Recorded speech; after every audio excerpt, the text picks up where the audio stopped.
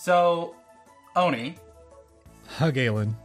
We had a wonderful thing happen this week. We finally got a direct, but it was just a mini direct. It got me thinking, what other mini things do you have in your life that you are thankful for? I feel like this is off to a bad start, but it is not that. It should be the many things that bring you joy during these times. Oh, that was really much better. Listen, I am a premise guy. I don't think my idea is out all the way. No. This is very apparent. This is your mini thinking is one of the things that will not get me through this time. You're welcome.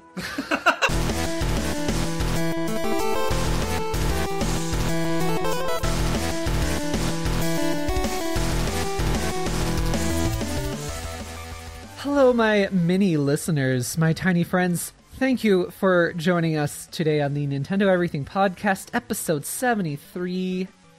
My name is Oni Dino, and with me, I have a man who is neither mini nor direct. It's Galen. I am tall and elusive. I wouldn't say you're elusive, I'd say you're passive. I don't know. I personally have opinions, but whatever works. Well, if that is not just what a passive person would say, I don't know. That was the joke. I can see my emotions reflected in Mary's face right now, and it's cathartic, honestly. I think the word is aloof. I like aloof. So, as Galen said, we are definitely going to talk about the Nintendo Direct Mini that happened this week. Kind of a perplexing one. And we have so many games to talk about. Usually we don't talk about the shoot bang gun games, but we're going to talk about the shoot bang gun games this week. Yeah, but they're shoot bang gun games that have zombies in them. However, this is not the Zombie Everything Podcast. This is the Nintendo Everything Podcast, and we are a weekly show. Episodes go live every Sunday. We're on pretty much all the podcast platforms. Check out iTunes, Spotify, Stitcher, Google Podcasts, you name it. We are probably there. Take a brief moment to rate us and give us a like or a share, or, you know what, this is a very indoors time of year. So we are a totally free podcast, absolutely free entertainment, if you can call it what this is. Recommend us to somebody who could use a little bit of levity in their life, perhaps. You know, I have heard from people that we are slightly entertaining to listen to. For what reasons, I'm still trying to figure that out. No, shut up. So we have so much to go through in this episode. Let's stumble at a start by talking about our adventure log. Galen, you have the internet. I do indeed. And you have a virtual life there? Yes, I have, some would say, an online identity. Is this the Matrix? What is happening? Would you believe me if I told you it was true? You know, it's been a really long Take time the since blue I've pill. seen Matrix, and also there's that really weird red pill movement that's happening right now, so let's just move past this and just tell people what your Twitter is. Well, if you would like to tell me which pill to take, you can do that on Twitter. That is at Mobius087. If you want to see me take pictures of pills, because I'm thematic, you could do that. Find me on Instagram at true_Mobius. And he's also taking pictures because he's a drug addict. He is. I've seen him doing drugs. Yeah. Yeah. Yeah, Tylenol, Advil, Flintstones chewables. Sometimes a joke can end. Nope. How long have you known me? Where can people find you take your vitamins and other drugs? Just exhale the anger. And write out the anger on Twitter at Oni_Dino.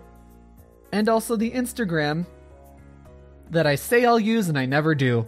That's Oni__Dino. I'm sorry, I have a thing about my face. It's hideous.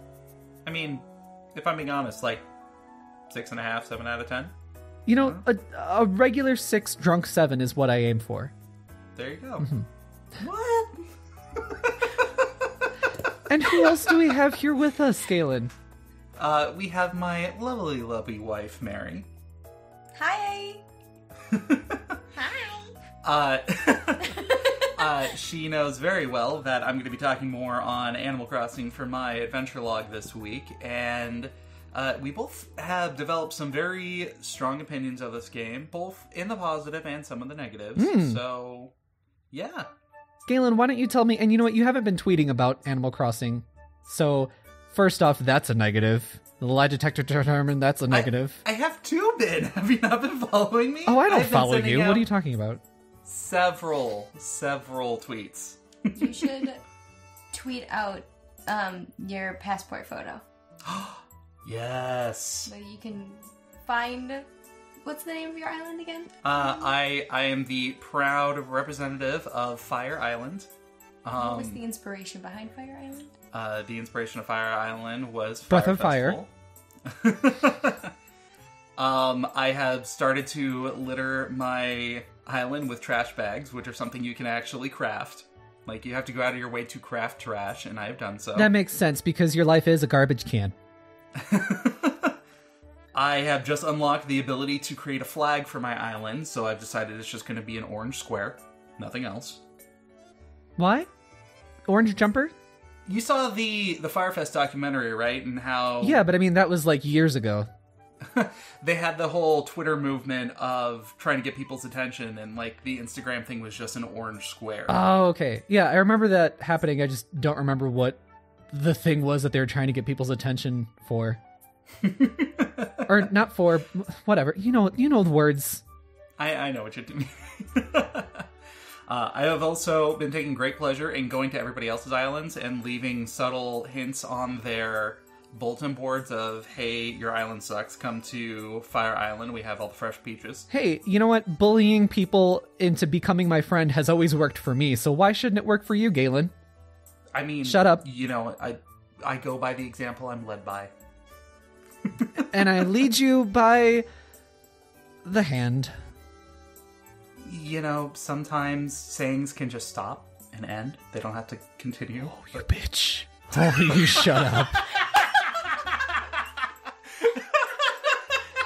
Don't you dare a spoonful of my own medicine. The drugs from Galen's Instagram? Yes! Oh my goodness. See, I told you he's a drug addict. I seen him doing drugs. So, Mary, how about your island, though? The island of the Pampa Princess. Pomona, the Isle of Pears. We just made a new flag today, which is a pear in a G-string with sand on its juicy pear bottom that just says juicy thick on our flag. Oh! It's quite excellent. It's beautiful. I made it myself. Isabel literally said it was the most perfect thing she'd ever seen. Was she drunk on whiskey when she told you that? We all know she drinks. I've gone into resident services a couple times today. She was kind of messing around behind the coffee cart, which I can only assume she was pulling out whiskey. The other time, I walked in with her and Tom Nook doing calisthenics. So good for them for moving their body, but otherwise I'm pretty sure I just walked on in them doing blow, and they were just like, oh, and now we move our bodies because we are so healthy. I'm like, I'm on to you guys. I know what you're doing in there. I feel like Isabel is the bad influence and Tom Nook is the capital to back it all up. Oh, 100%. Absolutely. 100%. Like, I really got uncomfortable. I'm not even gonna say this part. No, say it. I got uncomfortable because, like, Tom Nook it was Isabel's very first day coming to the island, and he goes to introduce Isabel, and she just comes in with so much energy, and she just jingles in with a little bell, like, barrette in her hair, and she's just jingling on in. And I'm like, oh, you sweet, innocent child. Don't work for that older man. He's gonna take advantage of you. This is like Don Draper bullshit all over there. I don't want to see this. I don't want to see this at all. I saw Maggie Gyllenhaal in that movie, Secretary. Yeah. It wasn't any good. I was just like, little baby. My sweet little Isabel. Don't work for that man. I'm now going to be referring to him as Tom Draper for the rest of my life. I was able to protect her as mayor, and now I can't. I have to be honest, though. I think it's probably like a reverse power harassment situation happening, though. Isabel wears the pants. No, 100%. Even though she wears a skirt. I'm totally about that. I think she's actually wearing shorts on the island. Interesting island dwellers aside, I would say that we're both having a lot of fun with the game. Mm-hmm. This is my first Animal Crossing game, as I think I've said a couple of times, and I didn't think that I would get this into it, but I am totally getting this into it. You know, I also have to mention that it's not only your first Animal Crossing game, it's a bunch of other people's first Animal Crossing game. Mm-hmm. Because we saw, at least in Japan, we've seen the sales figures for only 3 days, and it was basically 2 million, which means that it beat out Super Smash Bros. That's amazing. It's the fastest, well, I don't know if the fastest selling is appropriate, but in that, 3 days span of sales, it was the biggest Switch game yet. That's awesome. I can totally dig that, too. 100%. Is it also radical? Yeah. Is it also tubular? Radical, a little tubular. Mm-hmm. When I went to actually go and pick up the game from the store that I pre-ordered it at, I went a little bit later in the day, and the person behind the counter was telling me how when they first opened, there was a line out the door. They had 100 copies of Animal Crossing pre-ordered that most of the people came and actually picked up, and 10 copies of the new Doom game. Oh. I have been really enjoying the different videos and memes that I've been seeing of the Doom and Animal Crossing mashups. Me too. Mm-hmm. Oh, those are my favorite. Yeah, they're a lot of fun. I literally watched Doom being played when I was a kid, so I don't know the main character's name. Doom Guy. It's literally just Doom Guy. Doom Guy. Doom Guy is throwing Isabel up into the air and catching her, and then all of a sudden there's all these demons all over there. And then she just looks at him and goes, rip, and then tear. And then they just pull out guns and start killing all of the demons. And it was so cute. They were so in love with each other. Murder is so cute. It was so cute. Yeah, I'm very glad that both Animal Crossing and Doom Eternal came out right now, because that is just exactly what everybody needs. And by everybody, I mean 2 very different groups of people for 2 very different video gaming needs. Even in some of the more heavy-duty, intense, quote-unquote, gaming-focused sites, who would normally knock Animal Crossing as being simplistic and there not being enough gameplay to it to make it interesting. Even they're kind of conceding to the point of, no, we totally see the value of being able to step back, turn off, and not have that high-stakes pressure of everything exploding and particle effects filling up your entire screen. Sometimes you just want to fish. Sometimes you just want to plant trees and collect bells. Mm-hmm. Sometimes you want to gut a fish. Sometimes you want to explode that fish with your shotgun. Sometimes that fish is a demon. Sometimes you get way too involved in the crafting system and realize that you've spent 8 hours doing the same exact thing and not knowing where your day went. Making fish food is serious business. Making fish food is serious freaking business. Oh my god. No joke. I think that I have put in about 60 plus hours into this game, and that's with me working 12-hour work days, and I've still been able to put in that time. That's pathetic. You know what?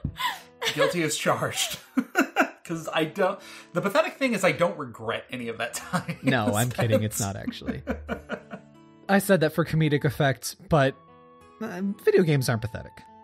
No, not at all. That's the most pathetic sentence I've said on this podcast, I think.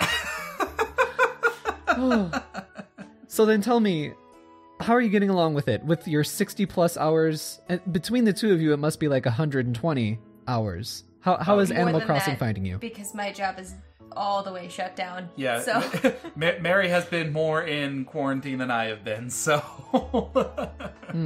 So, yeah, it has been a full week, kind of starting from the bottom, and now we're here. I love to start from the bottom.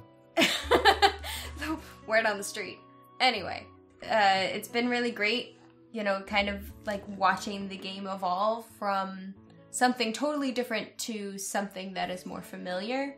Something that, okay, now you have nothing, you live in a tent, to, okay, now you have a house. oh, now you have a big house. Now you have a house with 2 rooms, 3 rooms, depending on how much fishing you have gotten done and how much of your funds you've put towards your neighborhood.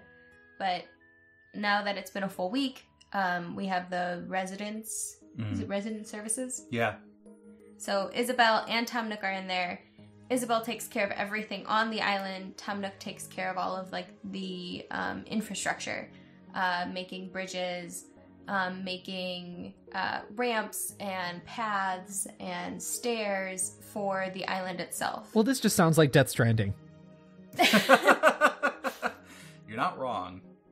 So all of like the terraforming, I guess you would call it, for your island, it all costs money, and you're the only person, assuming you're the only person playing on your Switch. If you have multiple people playing on the same Switch, then they can all donate towards getting things on your island done. But if you're the only person, all of your funds go to making all of the things on your island happen. So building bridges, making ramps, making all of these things for your island happen to make it a more accessible place for all the characters on the island. So if your like land is like nicely landscaped and you have like houses or places and plots of land for people, and then you invite villagers in, is that what gets them to say yes? Yes. So basically, in order to get people to come and stay or visit your island, because right now the first day of resident services, Tamnook's big plan is to get KK Slider to come do a concert. Oh. So you have to build a campsite so visitors can come visit your camp. And then, the word gets out that, oh, your island is so cool, like, we want to live here. And then KK Slider, because he's so popular, he'll want to come and do a concert on your island. I do have to laugh a little bit because a couple days into your progress, Tom Nook will go ahead and get a phone call, and he'll be like, what? Oh, you heard about my event? Yeah, we totally have those services. Yeah, we'll totally have a house for you here. No problem. And then he hangs up and he automatically goes to you and he's like, I need your help. I don't actually have these things. I need you to set everything up. And I'm like, I picked the perfect name for my I was just going to say, are you sure that this isn't like a secret like programming thing that the programmers did, knowing that some people were going to name their island Fire Island or Firefest or whatever? I really hope so. I really, really hope so. You know what that means, though? Eventually you're going to have to for water. Yep. Or at least be prepared to. Oh, you better be prepared. Same difference. That is one thing that I wanted to make mention of, though, was this game, and I think I did mention it last week as well, this game does certainly set up time gates for you, where you're not allowed to just make all the progress that you want to as quickly as you want to make it. There are definitely stopgaps where, okay, you're getting these tools, here are the things that you can do. Once you're finished with all of these things, you have to wait for the next day to come around. Then we're going to give you more tools, and it slowly builds up on top of each other. When I was first playing the game, I thought that was really irritating, because you're given this whole huge island, and you can't even explore all of it, because you can't jump across the river or climb up the ledges to the higher end. But I actually kind of appreciate them putting those stopgaps in there, because it gave me more time to fully appreciate the landscape that is provided as my randomly generated island, which is my island. And it made me think of what things would I change about it. So by the time you're starting to be given those options, you have a better understanding and a clearer idea of what you would want to be doing. Yeah, like for me, right off the bat, I know that I would like that kind of game structure because I don't need to explore everything at one given time. I like to find my own little thing happening here and then slowly creep out from there. And that's a good way of keeping the magic of the game too, because if you suddenly have, a free sandbox open world kind of thing and you can go everywhere and you can, try everything out, then you'll show your hand too quickly. The game will show its hand too quickly, and then you'll suddenly be overwhelmed or overloaded and do all the things and then be like, I'm done with this game. Yeah. And doing it in stages is a good game design decision. Absolutely. Well, and that's in the earlier games. things would just change, and you didn't really know that they were going to change. Like, you could always enhance your house and stuff like that. But then the more you progressed in that, your store got bigger, or, you know, oh, now there is, you know, this shop that you can go visit. It's always had that kind of structure of, you know, we're not going to give you all of the things at one time. You have to work for it. But now there's just more things that you have to work for. Like the whole construction and bridges and stuff like that, that was always, I believe, like when I saw there are these little creatures called gyroids. And Lloyd is the gyroid, and they wiggle like this. This is an audio podcast, but I'm wiggling. And I can hear the wiggles. I can attest. I can vouch for the wiggles. And they take funds from everybody to get the projects done. And even in earlier games, they had that, where they were like, oh, we're going to build a bridge here. You didn't really have any say in it, but we're going to build a bridge here, so please donate towards building the bridge. And the bridge only gets built when you have donated the full amount. And it just makes the game easier then. Yeah.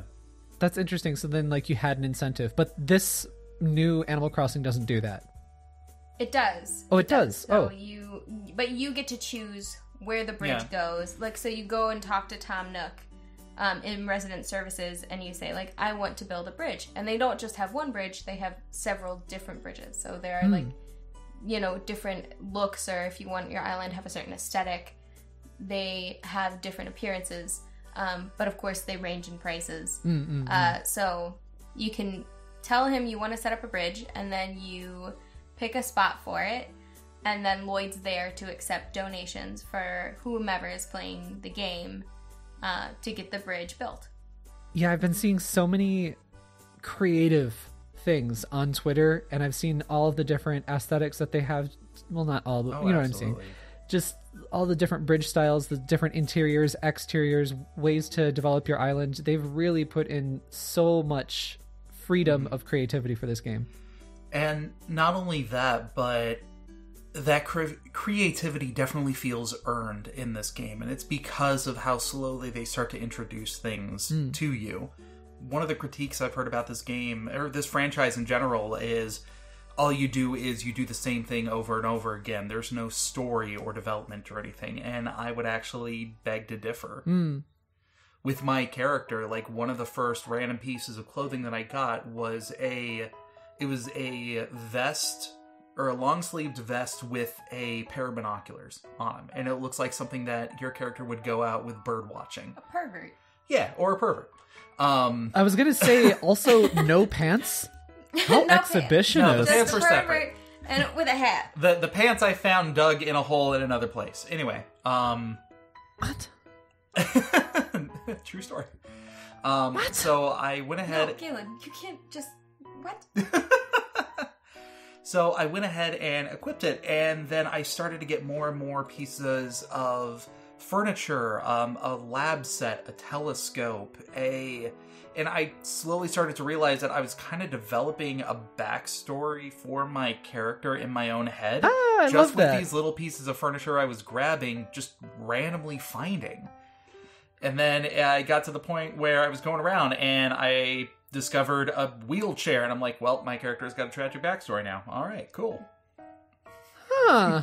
This took a very strange turn. I know. I did not expect it from But Animal I'm really Crossing. curious, what is your backstory then? My backstory is that he is a widower, and he has... Your wife? Yeah, he lost his wife after caring for her for several years, and chosen to run away to a deserted island to try to make a name for himself and to remove himself from everything. So he took her wheelchair? It was part of what moved. She no longer needs this, he said as he stood up. Like, okay, first of all, I need somebody to check on me, like, now on a daily basis to make sure I'm still okay. I don't like where this is going. Yeah, so everybody go to Mary's Island in Animal Crossing just to make sure that she's okay. I mean, like, my character is just, like, she has like funky hair and like a pastel aesthetic. So I think she was just like a Born from an girl Easter from egg. Melbourne. Like, you know, just like this sweet little Australian girl. I won't do an Australian accent because I can't do one. But, you know, she does. She does her best. Mate. You should do an Australian accent. Absolutely not. Come on, mine's spot on. You should do it. I love doing accents. I cannot do an Australian one. You're the only one of us who've actually been to Australia. I know, and I did not attempt the entire time I was there. But getting back to it with Animal Crossing, you mentioned like the criticism of what do you do in the game? Bleh. Mm. Like, you know, you hear people saying that kind of thing, and it's like, okay, well, number one, it's video games, it's entertainment, whatever. But clearly, as Twitter and the internet is showing us right now with like online connectivity, it's just people getting together and vibing. Like it's the best thing. Like the first day, my friend Kaylee and we were on the phone for 12 hours, just on speakerphone. Like, oh, let me come to your island. Oh, let me come to your island. And now there's 8 of us that all are on just this group phone call that we like pop to each other's islands. Oh, who's at your island? Mabel's at your island? Oh, Sahara's at your island? I'm coming over to you. Open your gates. And then we're like, oh, this was at my shop. I was thinking of you, so I'm going to send it on over to you. And so it's just this really cool community of like, you know, oh, I got this dress out of a balloon and it made me think that you should have it. And the slowness is not present the more people you play with, because it's just like so many people just helping each other. Like the greatest part about the whole game is that there's just a cordialness to the game of, oh, I don't have roses on my island. May I take a single rose plant from yours? Yes, you can. Don't worry, there are roses for sale at my shop today. I sent you 10 bags of seed for you to grow roses. And it's just this sweet togetherness that it's beautiful to have, especially when there's no sense of community anymore. What? It sounds like the perfect answer to social distancing. It is. Yeah. One of my favorite things that I found that I love doing is I've crafted a little pan flute, and I go over to Mary's island, and she'll go into her, fishing routine of going up and down the shore. I won't join her in fishing. I will simply go up behind her and play the pan flute to encourage her while she's fishing. Has absolutely no benefit, does nothing in the game, but it makes both of us happy. That's wonderful. That's just the perfect example of Animal Crossing. And I was going to say that this game has a bit of an MMO appeal, where not just like the helping each other online aspect that you were talking about, Mary, but also just the whole, okay, here's this game and this is what you do in this game. But actually, the real fun about this game is running around and acting like idiots. Yeah. Absolutely. In an MMO, you run around and you role play, or you jump around on stupid shit, and there's a real game to be played, but like the most fun is just doing this whatever. I retweeted a thing about Abe, the Prime Minister of Japan, who is not very liked by a lot of younger people, and it was just like 2 or 3 people that had made pixel images of Abe's face and put him on the ground, and they were just hitting him with the net over and over with like with little speech bubbles coming out saying like, we don't like Abe sucks, and just hitting him with the net, and that's their fun, and that's all they did. And they want to invite people to their island so they can do the same thing. It's perfect. That's what happens when my sister and her fiance play together, is that they just hit each other in the head with nets. They have a great time doing it. So, Animal Crossing, the only game you ever need to play. It's been a ride playing this game, and I don't see myself slowing down anytime soon, which I don't know if that's good or bad. Your phrasing, Galen, it's just not even helped. You didn't get the tape recorder, did you? Like I told you. It's been a week. It's been a week, and he hasn't even done it once. Your response to me should have been, okay, boomer, tape recorder. Just use your phone. Hey, I'm living that Animal Crossing inclusive lifestyle, so... I will say, I think my favorite part of all Animal Crossing, and I don't know if this will ever get to anyone, because I tried to look up to see who were the designers of like the museum that Blathers has. Oh, yeah. I was actually teary-eyed when I went into the museum, because it is the most beautiful thing I had ever gone to. And the best part is that it evolves the more things that you donate to the museum. Mm-hmm. Oh. So you walk in and your mind is already blown by this beautiful establishment that has fossils, fish, and insects, and it's just gorgeous and has all these different separate rooms. And the more that you donate to it, the more interactive it becomes. So exhibits, obviously they get more fish or more insects, but then, you know, the texture of the aquarium changes. They add, you know, different plants, or there are different lights that show up in around the dinosaurs. There are, like, when you donate a bug, it's not just donating a bug. Then you walk into a room and it's filled with all of these butterflies that are floating all around you, with a little koi pond that you've already donated swimming in the fountain. It made me feel so happy. The ambiance in the background and the music playing is just, it's so perfectly set. It sounds like a Team Labo exhibit. And that's exactly what it made me think of. Like, when we went into, like, the Team Lab exhibit in Japan, and we went to the tea room that you had recommended we go to. And the little flowers in the teacups, and it just, like, it took me back to that. Oh. I'm, like, feeling like, oh my god, this is something beyond my wildest dreams. Like, this is so perfect. And it's just, like, I don't know who were the designers behind it. I tried to look it up, couldn't find it.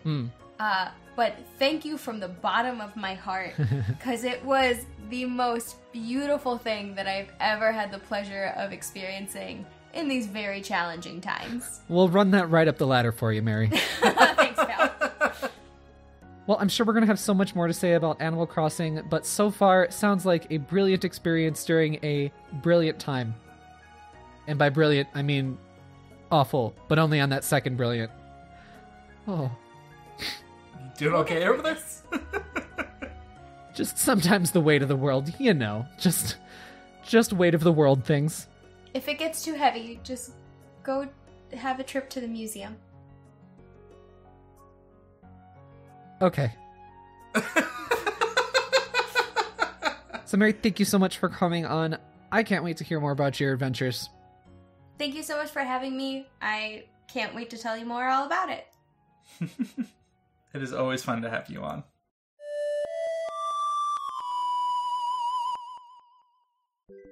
Galen, before we move into our next game, I gotta ask you, you didn't play One Step from Eden yet, did you? No, I have not played that yet. You don't know what this is, do you?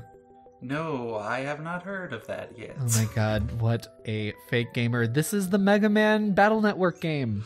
Oh, I have heard about this game, actually. I told you about it on the podcast. Hey, one of the people who follow me on Twitter actually sent it to me too. Oh. So, yeah. Well, shout outs to them. Yeah, for the fellow listener who let me know about that one, thank you. No thank you to my dog. Alright, but there is something that you did play this week, and I also played. Mm-hmm. And that would be what we promised last week, the Resident Evil 3 Remake demo. So, Galen, I gotta ask you, do you like action? Yes. Do you like dodge rolls? I'm not good at them. I've learned I am terrible at them. Do you like tentacles? I plead the fifth. That's a yes. Well then, do I have the demo for you, which you've already played? I had a lot of fun with this demo. What do you think about it? It was certainly different from Resident Evil 2. Oh, that means you didn't like it. Well, no. It was... I was expecting more of a similar experience to the RE2 remake. Galen, hold on. Listen, this is the internet. Stop saying so many words. Just give it a number and move on.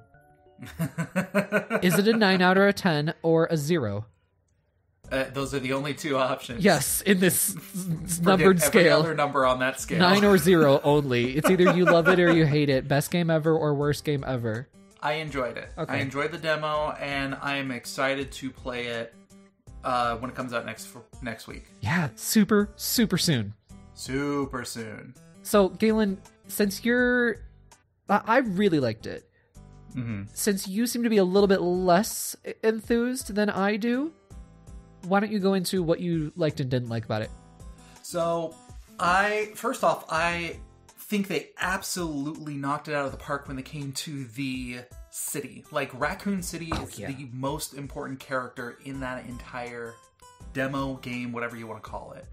Jill's pretty important, but yeah, no, I get what you see. Nope, Raccoon City is more important than Jill. Well, clearly you hate women. No, I was transfixed the entire time I was exploring around, and I wanted to risk getting into actual danger in the game simply because I wanted to see more of what was in that place. Mm-hmm. I was both really happy and really sad when I realized that there was a big gigantic lock on the toy store, because it was locked so I couldn't get in there in the demo, but it was locked so I couldn't get in there in demo, which means that I can get in there in the actual game. And so, very happy and very sad at the same time. Man-child needs his dolls. Basically. Yeah, so setting is absolutely gorgeous. I was sold on that right away. A lot more action-oriented than I was expecting it to be. Coming off of RE2. Especially with the timing of the dodge rolls. It took quite a bit of effort for me to actually get that down. And even then, I would not say I got it down any sense. Yeah, I liked that the dodge roll was not like RE6 flippy-floppy all over the place. I like that this one is basically a really difficult Bayonetta dodge. And you can dodge, but you're going to have a couple of seconds of stagger to get back on your feet from doing that dodge. And if you do, I noticed 3 dodges in a row, you have an even longer stagger. So you can't just keep dodging everywhere, the dodge rolling. Okay. Well, and on top of that, when you actually did get grabbed by a zombie, that giant X thing that shows up on your screen, is that something that you're supposed to, like, mash? Because I kept getting damaged every single time, even though I saw the X button go, like, all the way around. Is it a timing-based thing? I'm just going to assume that it was kind of like the older games and also like Resident Evil 2 Remake, where you could mash and that would get you out of the grip faster. So you would take less damage comparatively if you didn't mash. You know what I'm saying? So damage still happens. It's just a matter of how much damage you're taking. Yeah. And I'm actually surprised that they put it in just because it wasn't an RE2 remake. I hope that you can kind of remove that, just because I don't like a button popping up when I already know that I need to press a button. If there's going to be like quick times or something like that happening later on, then of course you want your buttons to come up. I hope there isn't, but you know, I can deal with them in a little bit, little bits, little poops. That is something that makes me a little bit nervous for when the actual game comes out. I'm really nervous there are going to be the introductions of a lot heavier QuickTime events. I know some things like, you know, later in the game when the Nemesis gets a rocket launcher, or when you have to fight the giant worm. Like, I don't want to deal with QuickTime events anymore. I have a question. I've been avoiding watching the trailers just because I know the original game, you know, like the back of my hand, because I played it so often. That's probably the game that is probably the best in terms of replay value, even though I think a lot of the old ones are really good with replay value. Do we know that the giant worm is going to be in this one? We don't know. They haven't shown any. It's kind of like the alligator. They haven't actually shown anything of it. I have high suspicions. Okay. I do know that they have some. I don't know if they're new enemies or if they're just advanced enemies. Oh, yeah.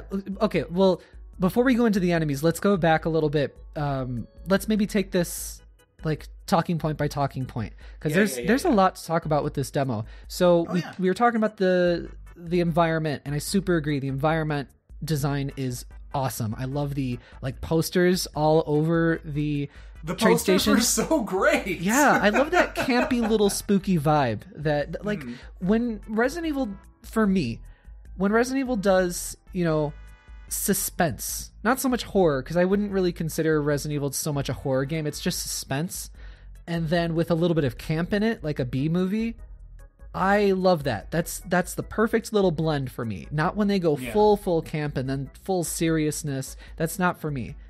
Just like 60% camp. No, for me it's less. It's like 40% max. But anyway, yeah, super about that. The dodge rolls, though, like I knew that they had to do something because there was a dodge roll in RE3 original. It was super hard to pull off. I never got it down right, and it never felt good. So I was really looking forward to knowing that there was a dodge roll in this game, and I was so happy that they had it be a maneuver that you're penalized for doing wrong. I didn't want it to be like RE6 because then you're just like, I don't know, then it's just like a full-on action game. And I knew this one would be more action because it has to be to compensate for the incredible agility and power that Nemesis has when he's chasing after you. Yeah. It's not something like you're going to use in a speed run trying to get across the Hyrulean field to get to the other side of the RPD, so... Such a sentence, that... But if you followed it, I feel like there's content there. Oh, of course. Those are two series I know so much. But I also had, struggles nailing that timing for the dodge roll, and I was so grateful for that. I want that. I want my game to be difficult, but with, like, a carrot dangling in front of me that I'm like, oh, okay, I know I just need to get better at this or whatever, and then I can do it. Speaking of finite resources and penalties, did you end up using the knife at all? Oh yeah, constantly. Did you? I tried to, and I just could not get it to work.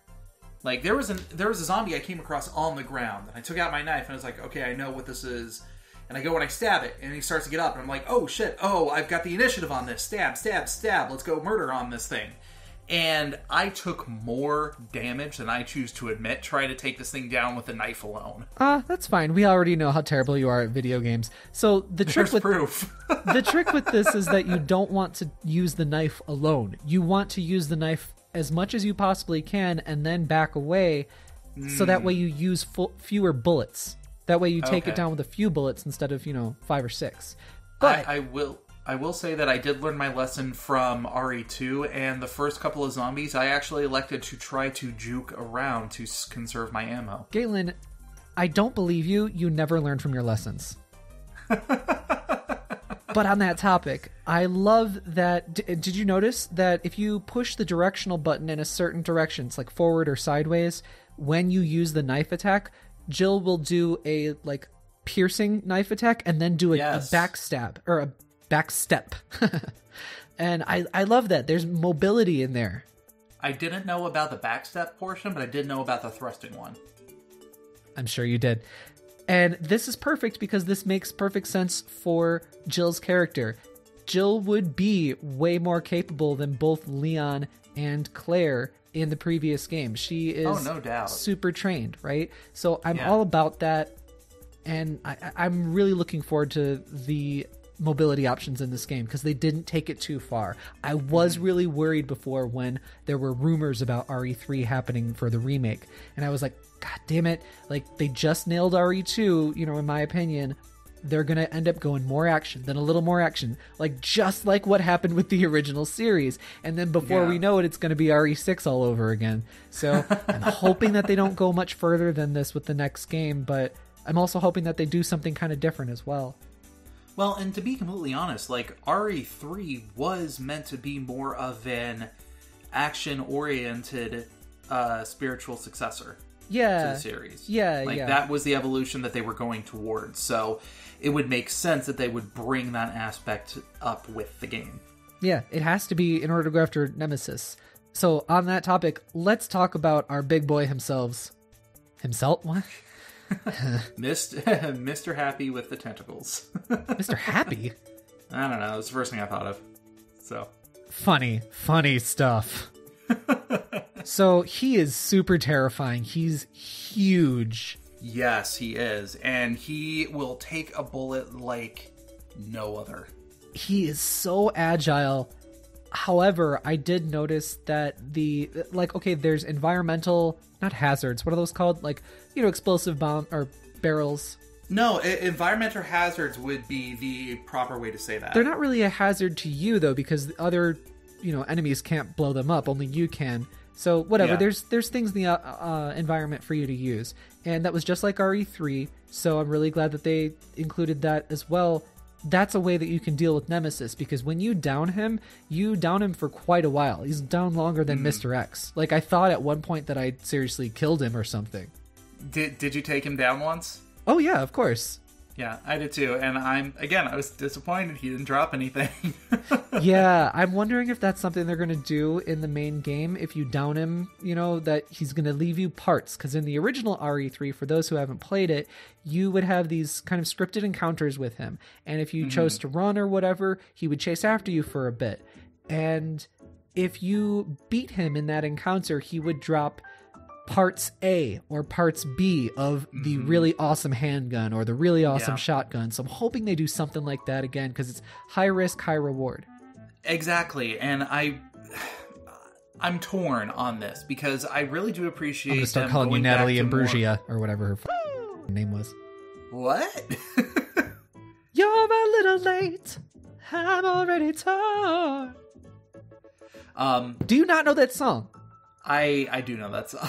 Are you not a hashtag 90s kid? No, I'm not. I'm never any combination of those words. No, I really appreciate what Capcom has been doing on bringing this game back to a survival horror route in the sense of the atmosphere of it. Like, the way they set up the game, you really feel that sense of tension and suspense when you're actually playing it, especially with item management. So the idea of that high risk, high reward thing, I really do kind of hope they leave it in there, because it has more impact when it's in that that setting. Yeah. On the other hand, if they do take it out, then you're just going to want to run from this thing every time it actually shows up, and only take it down if you absolutely have to in order to, like, give yourself more time to solve the puzzle. Which is fine, but it completely changes the tone of what the game is. Yeah, and you know what? You're hitting on the note of the one aspect that I am still a little unsure of with this game, and we're just going to have to see and play it. But I'm wondering, are they going to be able to nail that balance in difficulty with Nemesis? How far will he follow you? If you down him, is he seriously only down on his knee for, 45 seconds or whatever it is? And then does he keep following you? You're going to have limited resources. Plus, when you're running away from him, you have to make sure you do that dodge roll at the right time to keep avoiding him. You're going to have to move your camera to look behind you the entire time, as opposed to looking in front of you. And while that is like kind of realistic for the situation where if you were, really running away from him, you'd really be looking behind you instead of ahead, I don't know if that's going to make for a fun gameplay experience. I have faith that they will nail it just because they did RE2 so well, but I could go tits up. We'll see. Yeah. Well, and that's the other thing. They did RE2 so well, and especially with Mr. X, like I feel like he garnered a lot more popularity because of how well they did his character, and just you being stalked around in the police department by him. I'm really hoping that they don't go, oh, this was popular, let's do this more, and it becomes Mr. X the game. You know what I mean? Yeah. For me, though, with Mr. X, I liked him as an obstacle, but that's what I just always saw him as, is an obstacle. And once I learned how he operated and how I could, turn him into a video game contrivance as opposed to an actual enemy, then it was not scary anymore or anything like that. It was just an obstacle. And that's fine. Yeah. Like, it's a video game. I'm playing a video game. I don't need it to be like, oh, well, this didn't feel like a real character or whatever. But I'm thinking that Nemesis is going to have so many more things in his utility belt that it's not going to feel so much like that. Well, we know that he's getting new tools at his disposal. Like, he never had a flamethrower in the original game, did he? No. The only weapons he ever ended up having was a rocket launcher, and I think that's it. Did he have a Gatling gun? No. Or is that the movie? What the? Come on, Galen. I can't remember game from movie because movie's so good. Is it wrong that I want them to add just like the tiniest nod to those movies in this game? Sure. What I would love to do is you and I sit down and watch all of those movies. I never saw anything past the second movie. Really? Yeah. I've only seen, I want to say, the first 4. God, there's like 9. I know. There's too much. I've seen plenty of clips, so I know what's up, but yeah, Oh, yeah. I don't know. Anyway, this game turning out pretty good. Nemesis, very scary running after you. Yeah, no. It was an intense demo. I will repeat myself. It is very different from RE2. Yes. So definitely make sure you try the demo before you pick this up. But if you're a fan of the old game and you kind of understand the thematic change between them, you'll understand the thematic change between the remake versions. Mm-hmm. Also, and I forgot to mention this, I really like Jill and Carlos's interactions. The very first interaction, I was like, oh, this is going to suck, isn't it? And then the second interaction, I was like, okay, you know what? No, I think I'm actually down for this. Uh-huh. I like how Carlos is just want to be like, hey, I'm trying to be suave, and, hey, how's it going? And Jill will just have none of it. She's like, I've got no time for your bullshit. I'm excited for them to make more of her character moving forward in the series, too, because she was my favorite character, and I feel like she just got done so dirty in RE5, and then after that, she was just such an afterthought. Yeah. She was a dry Jill sandwich. And there's good dry sandwiches, too. Yeah. This is more like she's a Reuben. She's a Reuben sandwich. Galen, is that the only sandwich that you know? No, it's not. It's ham and Swiss. End of list. So, Galen, tell me what other sandwiches you've been eating. Wait, have you not played any other video games? No. Oh, because you've just been playing Animal Crossing. It's just been Animal Crossing, and I barely escaped from that island long enough to get in the demo time. And it was only because I bullied you, isn't it? I had a demo, or I had it downloaded. That's a yes. But I didn't play it until you started to bully me. See, I make your life better. Your life is better for me being in it. Speaking of things that are better with life being in it, weird segue. Did you play... Not a segue. Did you play the other half of that where it was the beta for the online version that they're coming out with this game? Oh, no, I didn't. Yeah, I didn't either. I need to, but I mean, I'm just not much of an online guy. I've always been very fascinated by the concept of 4-on-1. I bet you have. Galen, you're phrasing. You just get a tape recorder. Come on. Just strap one to my chest all the time, so it's always there. Always on. God. But I am glad that they're including that game in the Resident Evil 3 game, because that game has always been like a little bit on the shorter end, so I figured they're going to do it a little bit shorter if they're including this if they're including Resistance with RE3, then I figure RE3 is going to be a little bit short, just like the original was. That's fine. I would not have gotten Resistance if it weren't included in 3. Yeah, and I kind of feel like a lot of them feel the same way. Like, I don't think... They made a smart decision. Yeah, I don't think Resistance could be a standalone game, but it's still an interesting concept. It could be if it was like a free-to-play game, but if it's free-to-play, then that just like ruins the difficulty for me, and you have to do microtransactions, and that's when I'm super out. Yeah. Well, and even if they use this as an experiment to kind of dab their toes into a Resident Evil multiplayer function in the current gen... Dab their toes? No, but like I would love later down the line to see them take another shot at the Outbreak series. Yeah. I think we're gonna get something like Resistance, and that's about it. I don't think we're really gonna see Outbreak again. Yeah. It was ahead of its time. As long as it's not Operation Raccoon City. Agreed. So then, Galen, let me tell you about this Resident Evil 4 game I've been playing. It's called The Evil Within 2. Okay. Here on the Nintendo Everything podcast. So, I know that you have been mentioning this game to me for several a year now. I have. I wanted you to get Evil Within 1, and then I was going to get Evil Within 2, or vice versa. And then I mentioned it to you for so long, and then you didn't do anything about it, so I eventually just was going to go buy it myself, and I looked up gameplay of Evil Within 1 to see, how I'd like it.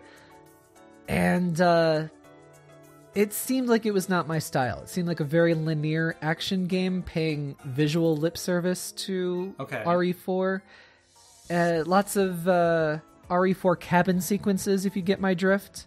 No, I understand that. Yeah, it seemed more RE5 than RE4. Okay. So I was like, I'm not going to have fun playing this. So I bought the second one.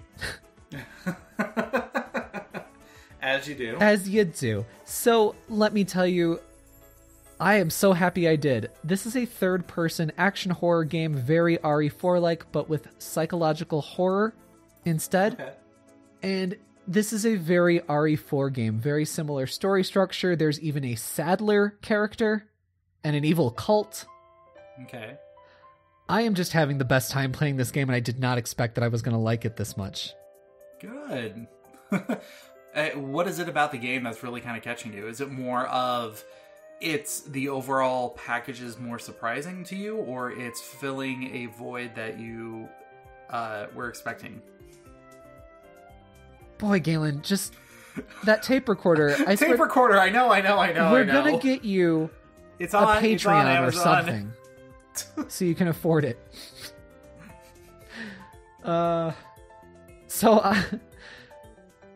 gameplay is what is really nailing it for me.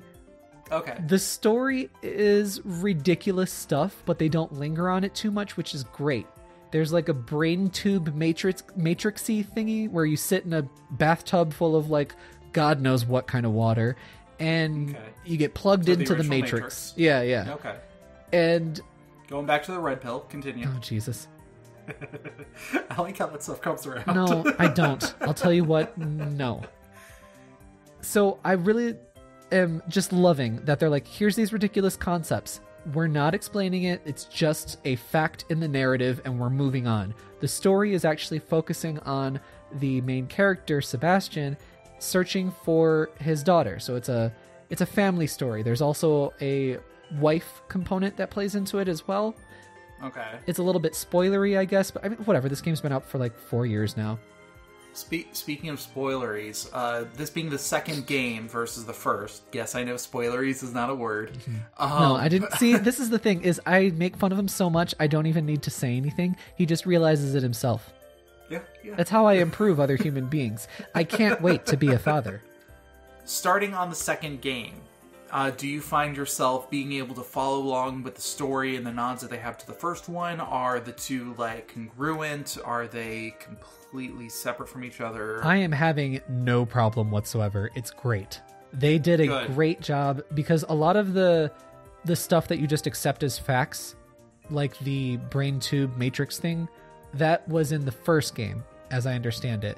And it was more like trying to figure out, whoa, what is this thing? Like, blah, blah, blah. Like, it's fine. It's a brain tube thing, and you go into a different world. It doesn't make sense. You'll never explain it, but that is a concept that isn't foreign in terms of like fantasy or sci-fi or whatever. So it's fine. Yeah. And then there's little collectibles throughout the game that you pick up, which not only gameplay wise offer a lot of like micro progression things or micro achievements or something for you to keep getting a good feedback loop, but you also find slides, our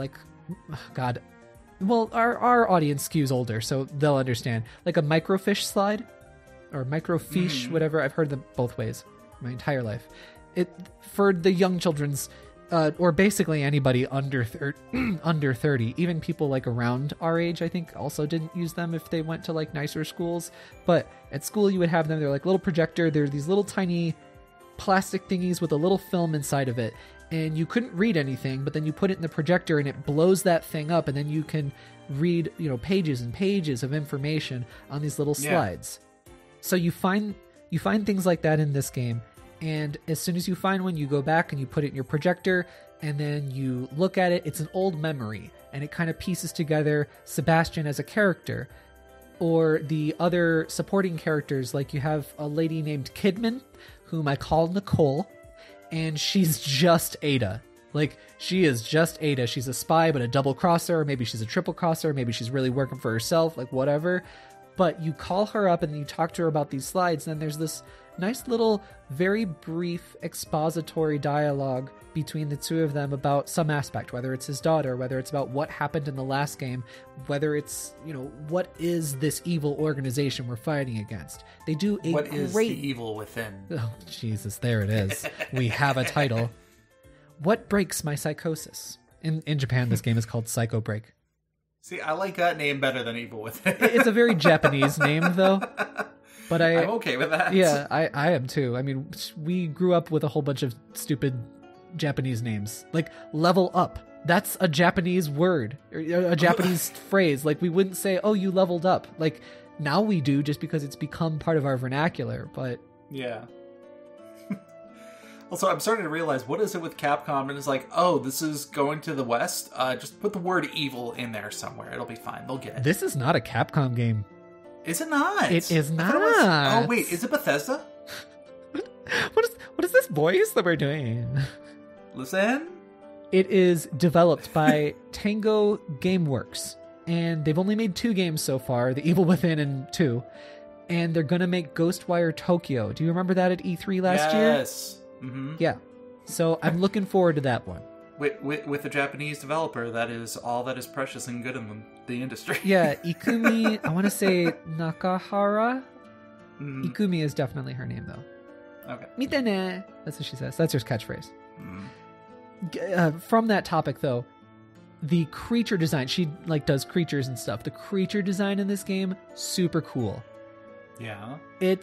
I feel like they could have gone a little harder on a couple of different things, but I'm very satisfied because I guess I had low expectations or whatever. But there are these... So your main enemies are kind of zombies, but they're like Ganado zombies from RE4. I call them LSD zombie humans in this game. Okay, that actually makes sense. Because they're constantly losing their mind. Mm-hmm. But there are these enemies that crawl on the ground and serve the purpose of the liquor in Resident Evil. And they have just 2 upper bodies and they're sewn together. And one of their faces is coming apart like a Venus flytrap kind of thing. Absolutely nightmare fuel. It's great. They run around super quickly. It's great. That's creepy. I love it. I love just That's super creepy. Visual horror. There is also a boss design that is the most Silent Hill thing I have seen outside of a Silent Hill game. Okay. It's parts of a human, and there's little bits of stories of why these things exist in this brain world, but whatever. It is part of a human, a ballerina, and it's sewn together with another part of a ballerina, and it's folded kind of over, doing a back bend, and then it is holding a camera, and it stomps around and it walks around like a creepy spider monster. It actually reminds me of that thing from Toy Story, the baby head with the mechanical body. Yeah, that was freaky, right? Uh-huh. It reminds me of that thing, and it walks around stomping, and it must have watched a whole lot of wrestling in the 90s because it sounds like Ric Flair. It walks around going, "Whoo! Whoo! Whoo!" Yes. And it's so unsettling, and every once in a while it makes sex moans, and it's just I don't know, it's visceral. It evokes this kind of weird feeling from you, whether you're feeling grossed out or scared or whatever. It's great. Am I frightened or aroused? More frightened. Why are you kissing it, Galen? You're submitting to its power. I don't know.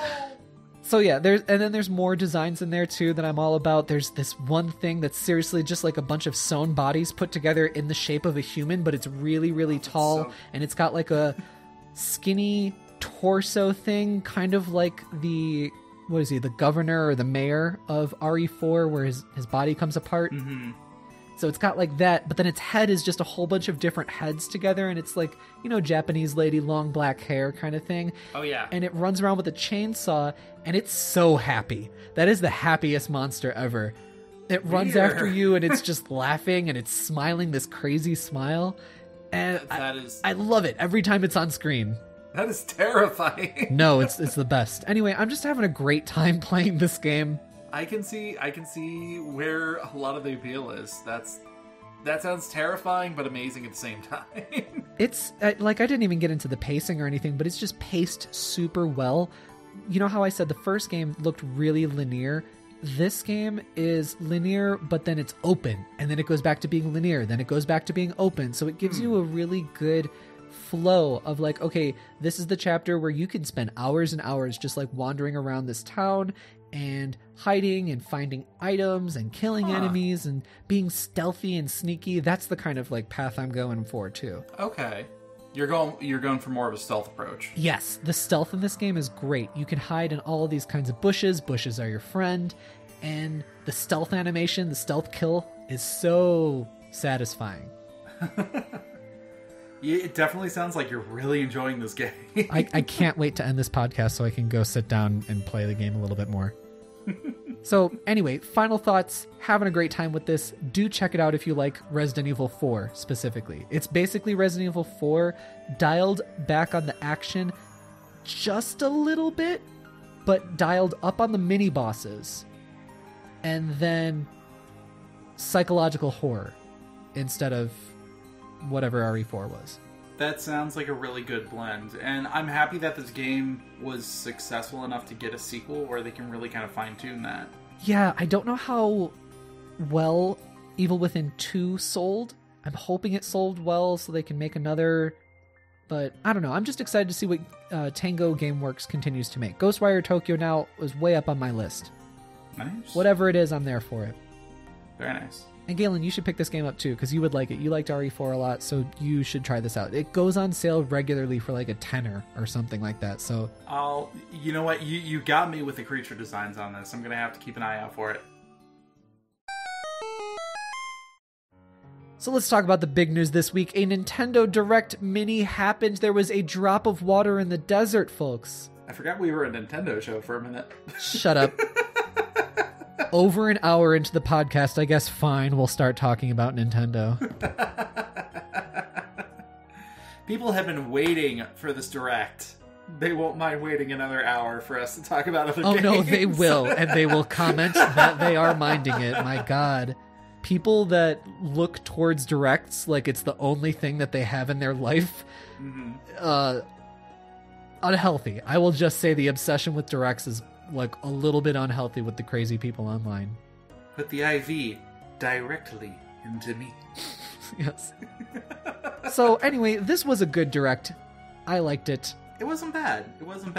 It was a Direct Mini, which means, a little bit smaller scope, a little bit smaller scale. Yeah.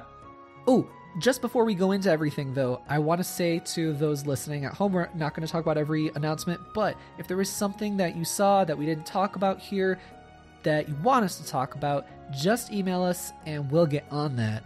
Oh, absolutely. Like, there was a lot that they actually announced. A good chunk of it was stuff that we already knew about. But Galen, where would they email us? But they can email us those requests to talk about more games at nintendoeverythingpod@gmail.com. That's right, nintendoeverythingpod@gmail.com. So before we go into specific games, just my overall impressions of the Direct.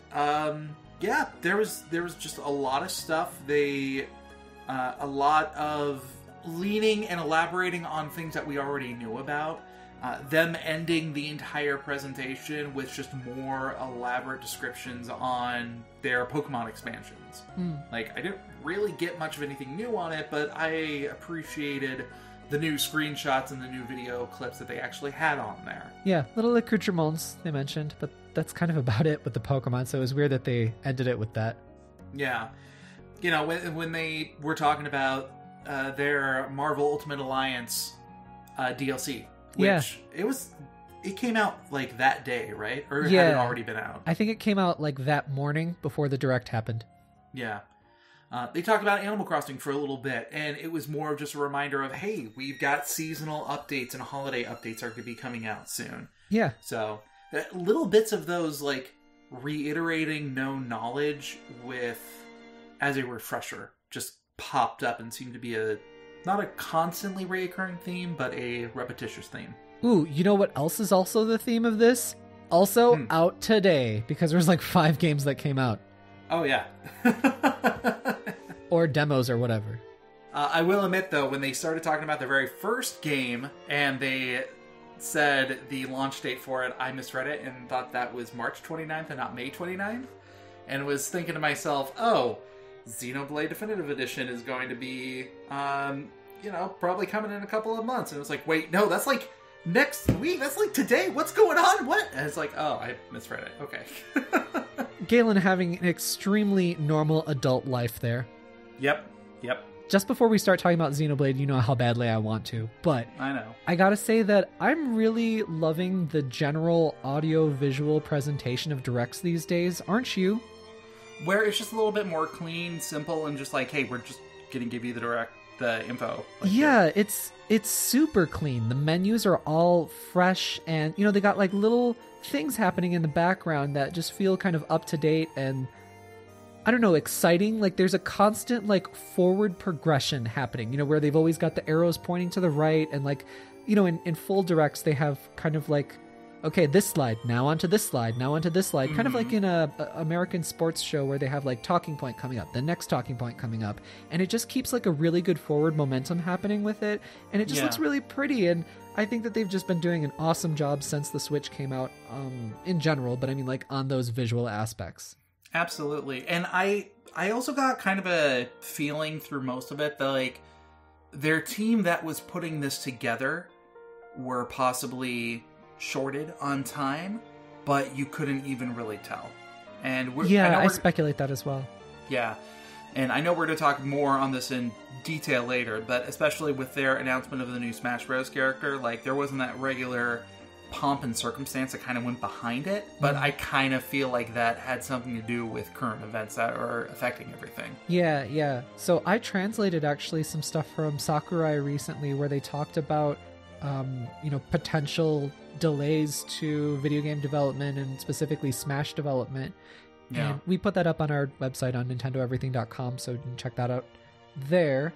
But yeah, it's interesting in this Direct in the very beginning that they were like, yo, some of this stuff is subject to change because we don't know what's happening with the world right now. Yeah, that was nobody knows what's going on. Yeah. That's good because, I mean, I don't know, like, yo, we all want video games. Yo, guess what? Millions of video games already exist. Like, I don't know, just be cool for a minute because the world is not cool at the moment. So exactly, play your games you got, and hopefully stuff isn't affected, for release dates coming up. But if it is, like, chill, okay? The world's on fire. My world's on fire. How about yours? Oh, that's a song, isn't it? What is this gross thing? What is this? That's the way I like it. And I never get bored. Hey now. That's a Let's Play.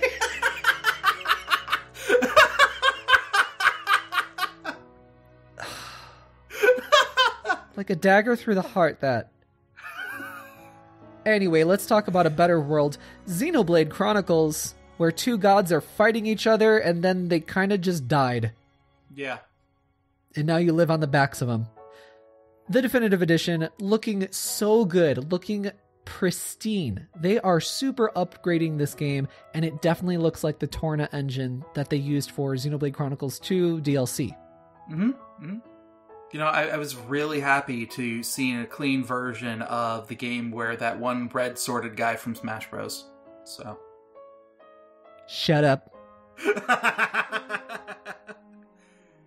No, this game actually looks great. I'm so happy that they opened up the Direct with this. Like, yeah, they closed a Direct with the announcement of this, before. And I'm just like, Xenoblade is becoming a premier series for Nintendo, and I love this. No doubt. It lets the original stories that were like envisioned by the team back then when they were doing Xenogears and Xenosaga, it gives those stories a new chance because I know that they kind of retold those stories in different ways. It's like a retelling in a slightly different fashion. So I'm glad that they finally get, the capital to back it up. Because like with Xenosaga, which was a 3-part series, it was supposed to be like 6 games or something like that. And for financial reasons, I think it was Namco who were publishing it at the time. They were like, "Yup, wrap it all up. Wrap up 4 games worth into 1 game right now." And this is coming out really soon. Like, Oh, yes. I expected them to come out with a release date probably in the next time we're talking about it. I did not expect it to be only like 2 months away. Yeah. It is literally 2 months because it's like the end of May. So Yep, May very 29th. soon. They announced also a collector's edition that comes with an art book, and you know that if there's a collector's edition and it's got an art book, that's when I'm going to consider actually finally buying a special edition. Especially a game like this, where the art is already proven to be very jaw-dropping. Yes, I bought the Xenoblade 2 art book, the collector's edition with the art book, and it was a mixture of a little bit of promo images, which I usually don't like being in an art book, but then there were sketches and there was like information in there, and it helped with the world building. Not that game needs any help with the world building because it's so rich. It's so freaking rich, but it's a lovely thing to own, and I can't wait. I already pre-ordered it. I usually don't pre-order games, but I had to pre-order this art book. There was a part of me that was really hoping they were going to come out with a special edition Switch, like with the Minato engraved in the back. I'm so glad they didn't. I would have thought about it. Because you need to spend more money. No, that's my thing, is I don't need to spend any money. I'm like, even thinking about Resident Evil 3 Remake, I'm like, okay, I need to stave off until it gets a sale. Mm-hmm. Just because money right now, like everybody's rough on money, Yeah. But I'm so glad they didn't have a limited edition Switch, because when a Switch Pro comes out, that's when I'll upgrade my Switch. But in the meantime, I'm fine with my launch day Switch. Yeah. Question, and I know we're completely getting off topic, so I'll We be brief on never. this. What special edition console would come out that would make you think about Xenoblade. trading in your Switch for another one? Yep, Xenoblade. Xenoblade? Yes. Yeah. That, maybe a Alright, Fatal moving Frame on. one. Oh, that'd be good. Is it wrong that I want to see a Fatal Frame Labo game? No, not at all. Just put the Switch into the camera, Obscura, and just run with it. I Yeah. think that'd be perfect. Spook me real good. Spook me long time? Wow, misogynist and racist. Checking all the boxes right now. So the last thing that is obvious that we need to talk about is there is an epilogue for this game. Not only are they like visually and quality of life super upgrading this game, there's an epilogue that I'm so excited about because I love the weird story of the Xeno series. They're going to connect what happens in the end of the game, which is a big spoiler, so I'm not going to talk about it. It involves people living in the back of a city. That's what I got from the trailer. But they're going to take that setting at the end of the game into however it leads into Xenoblade 2. And I'm so about that. So can't wait for that. I got so excited. I have not played the original Xenoblade, so... When are you going to play? I will probably win on May 29th. Will you get Or this June game? 1st. Will you promise me? Maybe. I make no promises. See, this is... But I will try. I will try. I hate try. There is no try, only do. Do. Was that Star Wars that I just said? Yes. Okay. That was a Star Wars. Did you have $20 to go see one? Anyway, this game, obviously my big game of this year so far, and it's only coming out 2 months from now. All redone UI, super clean. There's going to be some music re-recorded too. Ugh, just put it in my veins. Yep. So I can really feel it. I'm shaking my head right now.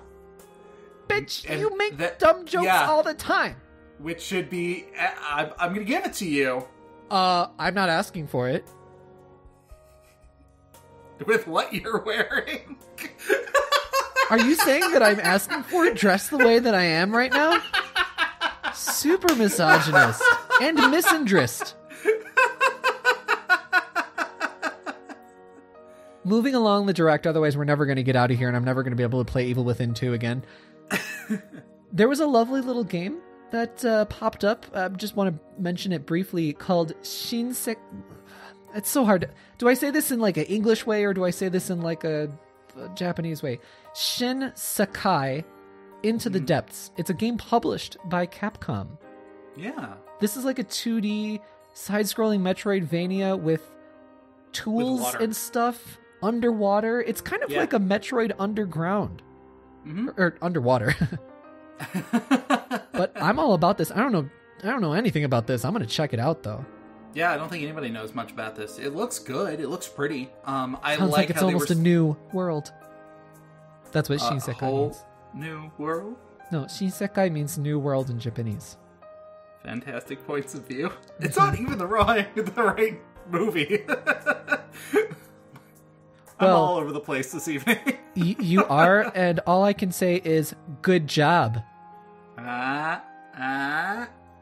Before we move on to that, though, I did want to point out that I really liked with this this game that they were specifically toting, hey, if you want to just relax and chill out, you can play the music and just leave it on in the background.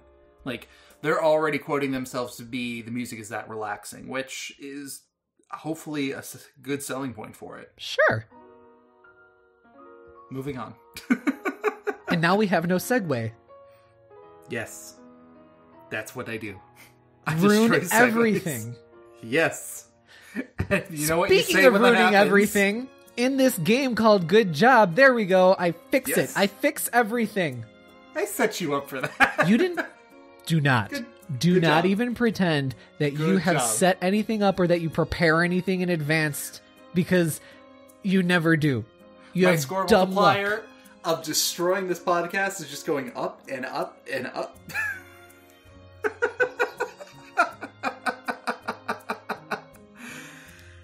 Good Job looks very fascinating. I'm really wanting to pick it up. I might do that a little bit later this week. Because it came out like the day of the Direct. Right. Yeah.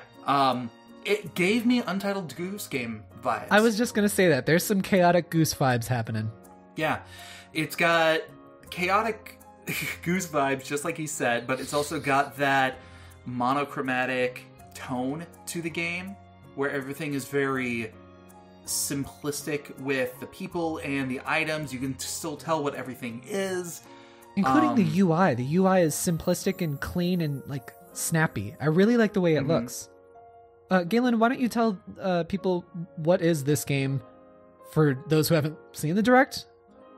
I guess. It looks to be a game where you are hired into various areas and you are given tasks to do, but everything is very block people / stick people-esque. And the tasks you are given to do are given in a way where you are going to fumble around and kind of like Goat Simulator style, just destroy everything along the way while you do it. Yeah. It looks like there's some sort of like monetary value, and I can't tell if that is something to achieve or something like you're getting docked pay and that's a record of how much stuff you're destroying. Like, yeah, I can't tell if that was good or bad. Yeah. I assume it's good. Like, I assume your goal is to try to cause as much mayhem and destruction as possible. But I don't know. I know nothing else beyond that on this game. But from what I saw, it was definitely interested enough to be like, ooh, chaos. Yeah. I'm hoping to pick this game up soon, and hopefully I can give a more thorough breakdown on it. So we look forward to it then. Don't let us down. Yeah. When has that ever happened? This episode! This episode, even. So there was also a slew of 2K games that were announced for the Switch as well. Yeah, this was weird. I have mixed feelings on this. They specifically... Also, they spent a lot of time going over these 3 games. Like, it was I want to call it a sizzle reel, even though it wasn't. But it was the Borderlands games. And I'm saying the original Borderlands 2 and the pre-sequel, which is the 3 that they've been really packaging together with everything they've been putting the system on. Same thing with BioShock, so 1, 2, and Infinite, which, fantastic games. I haven't played them in forever. And XCOM 2. So, 7 games. They're not all being, like, sold as a bundle. They're all, like, 3 packages of games, which, again, I thought that was weird. It makes sense, though, because they're all packages in their own series. So, if you want to get Borderlands only, then you know.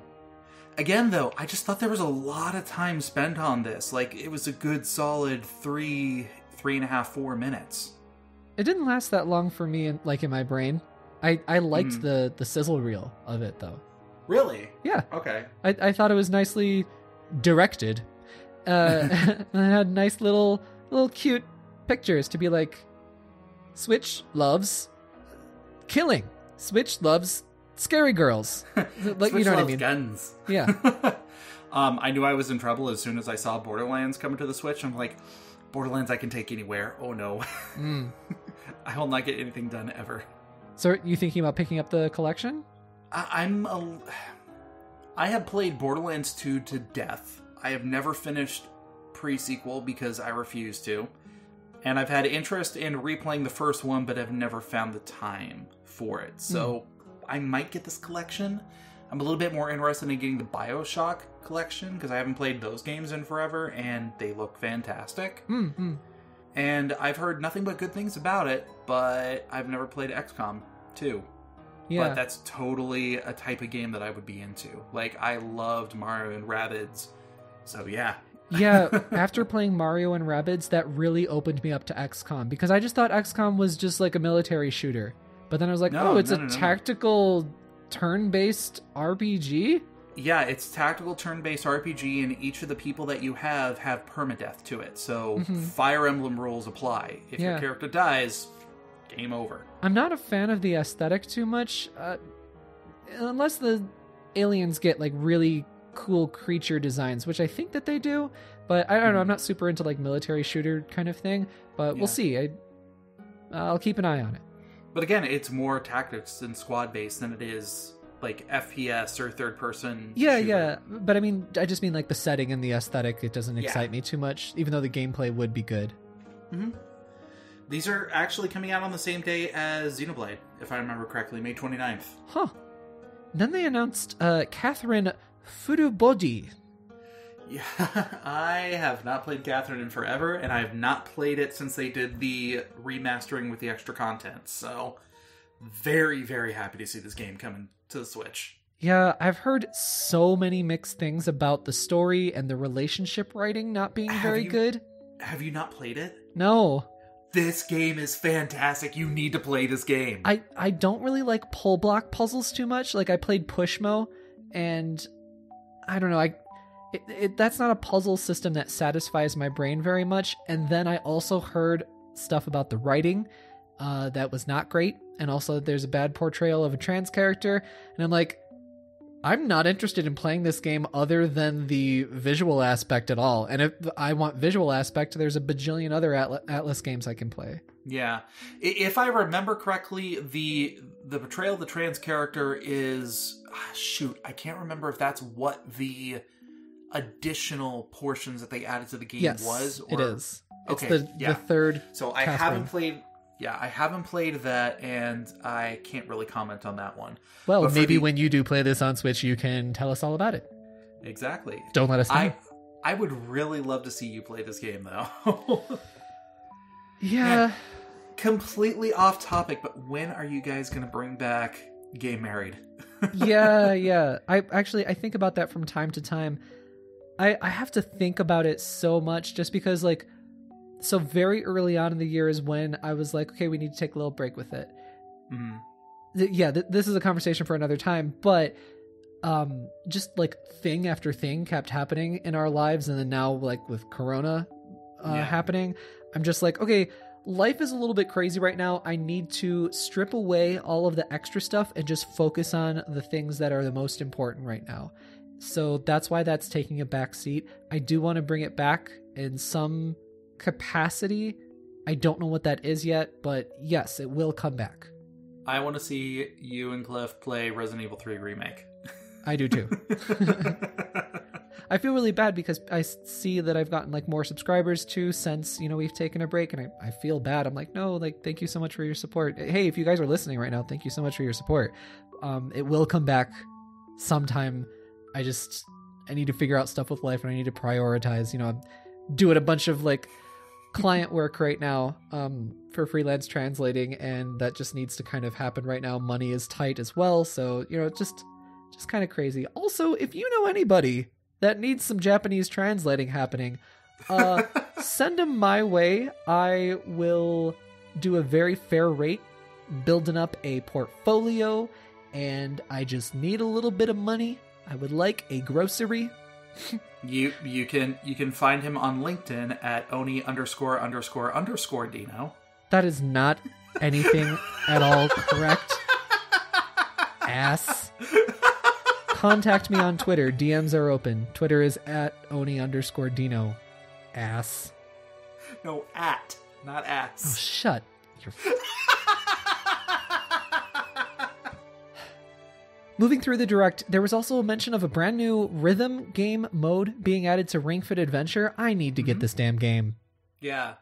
Especially right now. But it's sold out everywhere. Like, I think that the apparatus, whatever, the little thing that comes in it is expensive to manufacture or difficult to manufacture. And right now, like, I want to be surprised by that, yeah. And general manufacturing right now is, like, kind of up in the air. Mm-hmm. No, the rhythm game looks fun. It does. Actually, fun story. When I was watching this with my wife, and when this one came on, she was like, "Oh, this looks fun. Oh, it's rhythm? No." Does she not have rhythm? She has rhythm. She just doesn't like to be tested on it. So, oh, okay. I can respect that. Well, anyway, she doesn't have to worry about being tested on it because Ring Fit Adventure is basically sold out everywhere. Yeah, basically. Nintendo does say that there is going to be some stock coming soon for it, though, so That's don't good. buy scalpers at all. Yeah. It'll be coming sometime soon, hopefully. Another part of this update, though, was the additional languages and voices, which I thought was pretty cool. Yeah. That's super important, I think, especially to people who, well, of course, people who don't speak English, but like people who, English is their second or even third or whatever language, and there's a different language that they respond better to. And just that quicker response time on doing these, movements will make you have a more enjoyable and more successful, workout, quote unquote. And so it's really important that they have this in there, and it's great that they do.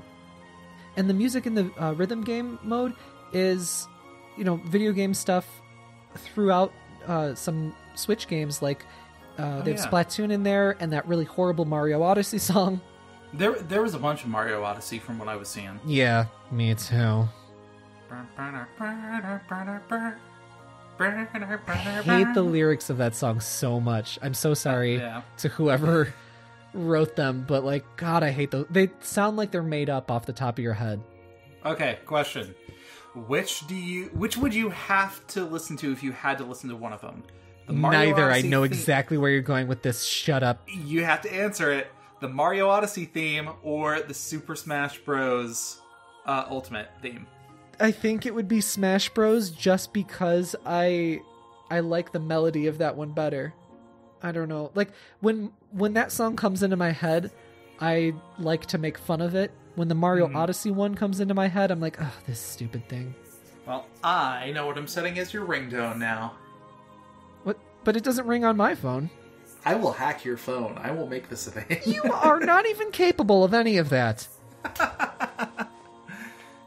And then there was the Smash character soft announcement? Yeah, this is weird. Very weird. Again, like I said earlier, there was very little, if none, pomp and circumstance behind this entire thing. It was like, oh, hey, by the way, new Smash Bros. Characters coming up, new news. It's ARMS! So strange. We'll show you later. Like, I'm very glad that a character from ARMS is coming into the game. I mean, I have been saying that before the game even came out, there needed to be one. Yeah, like, ARMS is a, arena battle action fighting game, just like Smash Bros. Is in a different vein.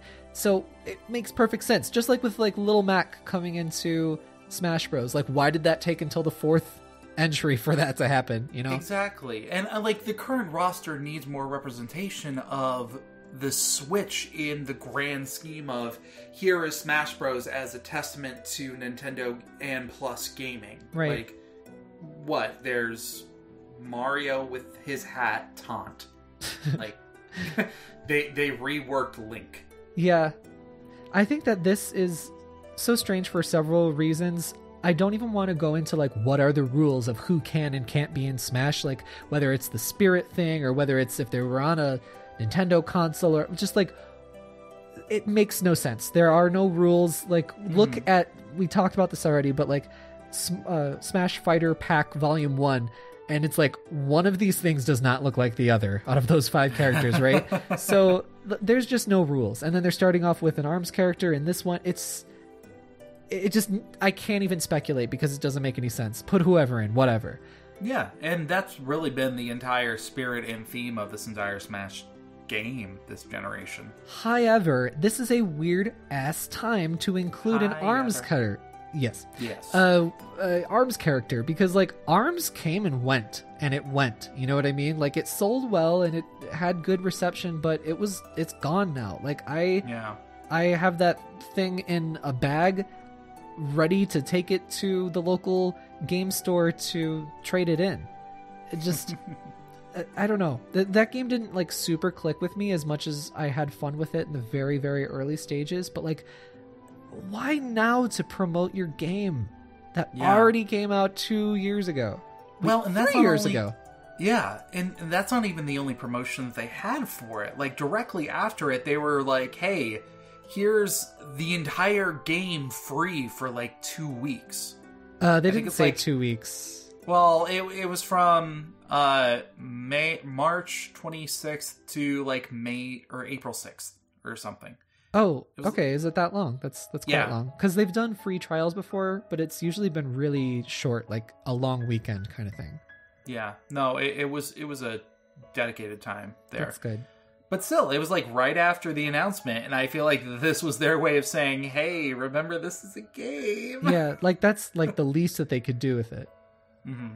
I feel like ARMS, though, I feel like that game would have done better if it was given a little bit more time to develop stories for the characters. Had they gone like the Overwatch approach and they were like, yo, each character is clearly from a different culture or country or whatever, here is the story of them, and maybe they could do like a little short to promote it as well, and drip feed it until the game released in say 2018 versus 2017. I feel like they kind of missed some good opportunities with it. Yeah. Well, and I also remember, like, when they were first talking about this game, they were really trying to tote the competitive gameplay aspect of it.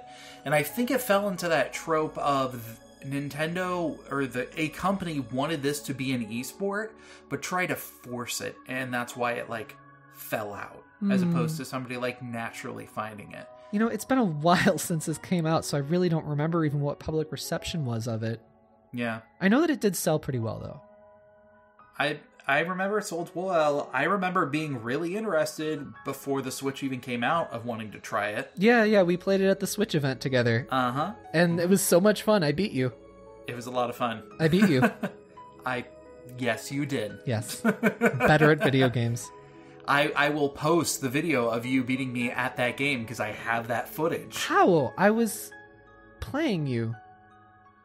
Whatever. I recorded the entire thing. I recorded you at that entire thing. I will release your info weirdo. to the public. You're a weird sexual predator. I am a weird person. Yes. So anyway, the ultimate question here. Oh, hey. Hey. Who do you think it's going to be from ARMS? Put in your bets. I think they're going to go with one of the basics. Like... You don't know their names. Do you? Yes. All right. Who do you think it'll be? Okay, so I think out of popularity's sake, it could be Ninjara or Min Min. That was my first guess. Shut up. You don't even know Springman and Ribbon Girl's name. His name is frickin' Springman, for wrong letter consonant's sake. Actually, no joke, I foresee all of the characters kind of being in there, but they all having the same mechanics, and it's all about like a costume change between the two. So they're going with the Bowser Jr. approach to this. Yeah, but there's a lot of characters to do that for. Like the Koopalings, there's only, they only have what, to 6 select of them? a couple of them. Yeah, I guess I could see that, but I don't know. It would be an impressive change compared to like the last character. Yeah. So anyway, I'm putting down those two characters, though they are both spirits, which, whatever, if that disqualifies them or not. If not, I don't think that is a disqualifier, to be completely honest. Like, if anybody, I honestly think if they were just to pick one, it would probably be Ribbon Girl. I don't think it'll be one of the two. The two main ones, Ribbon Girl or Springman. Yeah? Yeah. My other thought is Mechanica, maybe, the Japanese girl that does the robot thing. I think it could be her as well. I just kind of have a feeling about it. But my personal hope, even though I don't think it'll be her, is Twintel. Oh, is she the one with the Beyonce? Gotcha. Yeah. She's super awesome. Great design. Perfect booty. Just it's all about the butts with you. Beyonce? Who? Beyonce? She be walking out on Destiny. That's a CL reference from... Oh my god, what is their name? Alan is screaming at me right now if he's listening to this. The Super Korean girl group. You're on your own on this one. I cannot help. 21, that's it. This is a conversation that you are not participating in it, Galen. Moving on. Darn. Moving on, there was Bravely Default 2. Mm-hmm. I expected you to be very excited about this one. Was I right? I was, yes. How would you know? Because it had a free demo, and you're all about those free demos. That was so surprising. I'm really glad. They put out a demo kind of akin to Octopath Traveler, and with like asking for feedback on the demo as well. So I'm really looking forward to that. Game looks pretty. It's super pretty. Really pretty. It has that... It's clearly running an Unreal Engine, and it looks very much like some other Unreal Engine games, like Destiny Connect, or... Oh, and I don't know if this is... Maybe this is Unreal Engine, but World of Final Fantasy. It looks a lot like that as well. I'm very interested to get to know the pop rock singers Elvis and Adele in this game. What is going on with those names? Elvis, the Scottish guy who yells crikey. He's isn't he Australian? No, you listen to the audio that they gave him. That was Scottish. Oh, okay. And Mary was the one who pointed that out to me, and she was like, "What is this? What is going on? I'm so confused." Yeah, I'm all about like mixing up accents though. I really like that, and I hope that they, say like they're clearly from 4 different places because they have 4 different accents. There's like the Scottish thing happening, there's the posh British accent happening. It's a fantasy game. People have to break this preconceived notion that, there are only certain amount of accents, or you can only use a British accent in a fantasy game. Like, they can sound however the hell they want. Yeah, but I think it's something that's underutilized is, multiple different kinds of accents or ways of speaking for different regions in a game. I love that. Yeah. It does add a little bit of a nuance to all the characters when it comes to a world building sense. Like, if you get to know a person's personality and where they, especially in games that lean more towards a political aspect as what their story is focused on. Somebody who, I don't know, talks with a German accent, they are very pro-irrigation and really into protecting the forest, and that's just the generalized idea of what their kingdom represents. Oh yeah, and then when you hear that accent, then you kind of get a little twinge of that spice in their story. Yeah. It's very subtle hints that can kind of lead you to thinking, oh, well, this is what this character probably focuses on or appreciates. Which can lead to some really good side quests there. Like, there's a lot of potential in such a small facet. I think that a decision like this, if I play the demo and it's, sounding good, I'll go with English voice acting just because of that. Okay. But, yep, this is Bravely Default. Costumes and jobs, and now you can combine jobs, and the 4 Heroes of Light and 4 Crystals story again, but it's not about the big story, it's about the smaller stories in between and the character interactions that are, so good in these games. So can't wait to sink my teeth into this as soon as I beat Evil Within 2. From a mechanic standpoint, I'm also very happy that they took the time to explain what makes this game separate from other JRPGs in regards to, like, the Brave and the default system and, like, how combat is supposed to go in a nutshell. Yeah, you're totally right, because if somebody in passing just saw this, they'd be like, oh, this is a pretty game. The only thing that would stand out as particularly unique is maybe the town backgrounds, if you want to say, whatever it is, the visuals of the towns, right? But other than that, that's kind of it for a passerby. So explaining the combat system is great. When the game first came out, like, my first impression was, oh, it's a turn-based JRPG.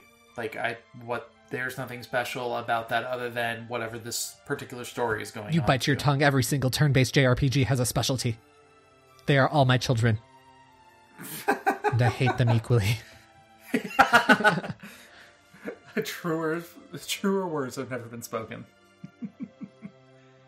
So I'm sure I'll play that this week, and then we'll get some impressions on it next week. We'll be talking more Bravely Default 2. Yeah. And Galen, what did you think about Ninjala? This is a game that we saw last year, disappeared, and now it's just popped back up. I had to smile a little bit when I saw Naruto Splatoon. Okay, not wrong. Fair, honestly. Like, seriously, when they were running around, it was like, oh god, they're Naruto running. Oh god, they're embracing this. Okay. Alright. Yeah, they didn't go cringe with it or anything, but yeah. They didn't go cringe, but there was like that, naive innocence to it of they're doing it because they think, the developers probably think it looks cool. And it's like, okay, you know what? You do you guys. Yeah, they're doing the punky Splatoon vibes, but ninjas this time. Yeah. My heart did sink a little bit when I saw that it was free to play. Me which, too. Honestly, that is a turnoff for me. No. Me too. So, okay, Ninjala is like a battle arena fighter, and I think the primary mode seems to be 4v4 online. So you're running around kind of like a Splatoon-ish character, but you're a ninja and you got different attacks and stuff. And I was like, cool. This reminds me very, very slightly of Mystical Ninja. Probably because I really wish there were Mystical Ninja in this world, but there isn't. Yeah. But then I was like, you know what? Cool. Like, this is shaping up pretty good from when we saw it last year. Then they said this was literally the last thing they said about it. They're like, oh, and it's free to play too. Like, almost like, yo, check it out. May 27th also is free to play. Like, just, yeah, they kind of like snuck that in there right at the very end. Yeah, and going back to what I said earlier is if there's a free-to-play game, then that means that, they have to monetize it somehow. That means there's going to be microtransactions. That means that the, balancing system is going to encourage you to buy things in the game. And so if I don't want to buy things in the game, then that just means that I'm going to be at a disadvantage unless I put in tons of hours. And like, unless I love that game, I can't see myself putting in tons of hours, So this suddenly went up on my radar and then dropped off real quick. Do you think this game is going to have loot boxes? Because I can see that happening, especially for cosmetics. Yeah. Shit. You're a kid now. You're a ninja now. You're a kid. You're a ninja. You're a kid. You're a ninja. You're a kid. Ninja now.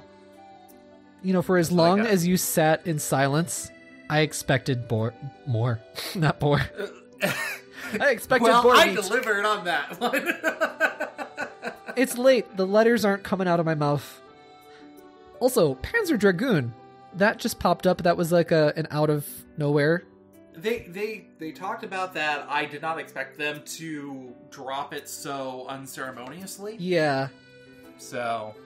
And everybody is realizing what I found out last year at E3 That it when I wasn't very met good? with the developers and played a, development build. But I know this developer, and Twitter reactions were hype, and then instant. Oh, it's not great. Yeah. This, I really feel bad saying this. But it's developed by Forever Entertainment, and I don't know why Sega went with them other than probably they charged very little. But I just have to be honest in saying that, like, I've played several of Forever Entertainment's games, and they're garbage. Like, their games are a garbage can.